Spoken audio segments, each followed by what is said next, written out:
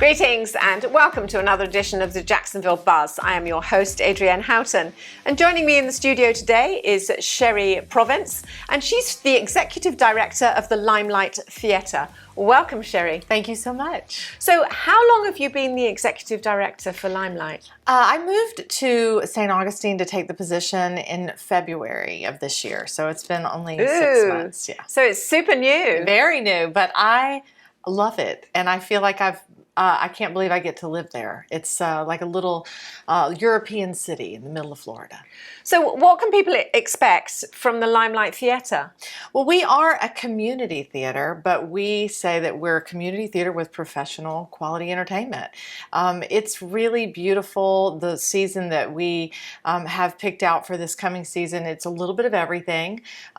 We've got several musicals, we've got comedy, we've got a mystery, we've got something a little provocative and controversial. And so we just try to hit all the marks and have something for everyone.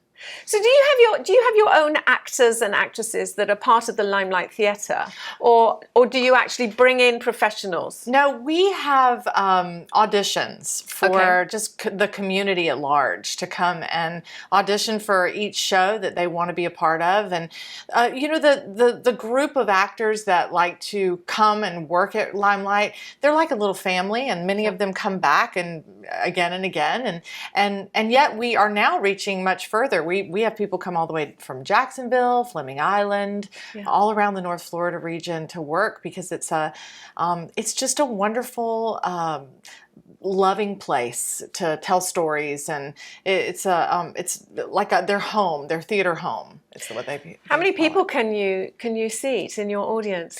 Well, we actually have 2 spaces, and so we have 125 in one theater and 85 in another. It's a black box, and so we rotate. We take, we do the main stage is where we do a lot of our larger musicals, but there's some shows that are just perfect for a black box. Yeah, and so we use that quite often as well. What's been your biggest challenge since you've taken over in February? Well, coming back from COVID was kind of a big deal, and there were many people that still haven't come back to the theater. And so we've been really trying to reach out socially and culturally to bring people back, let them feel like, okay, we're back, come on. Come on back and see some live theater. So I would say that just getting those numbers, getting the people engaged again, making them feel comfortable coming back to see live theater, that's been probably the biggest challenge. Now, you touched on it briefly that you've got some comedy and some musicals, but what do you think the most attractive part of the next season is going to be for you? Well,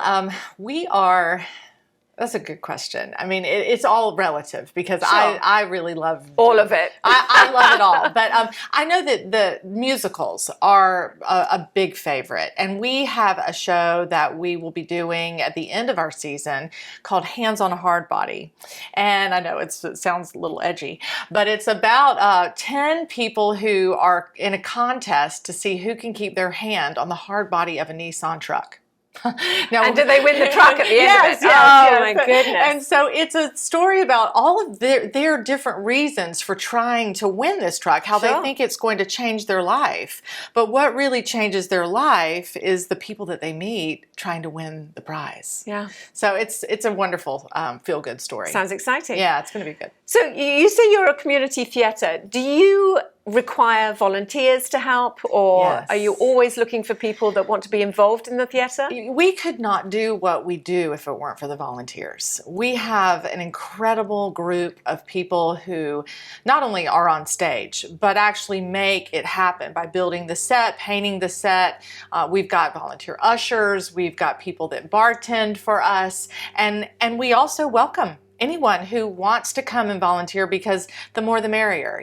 We have a great time, and it just wouldn't happen if it weren't for the volunteers. So if people want to find out more about the Limelight or volunteering, how do they find you? Well, they can find us online, give us a call. It's limelight-theater.org, and or just pick up the phone and give us a call. We are very accessible, and we always welcome new volunteers. We have people that sometimes just wander in looking, well, we saw this was a theater. We didn't even know this was here. And how can I get involved? And I have that happen weekly. Wonderful. Yes. Sherrie, thank you for coming in. Thank you, Adrienne. It's an absolute pleasure to find out more about Limelight. Thank you. And good luck with the coming season. I appreciate that very much.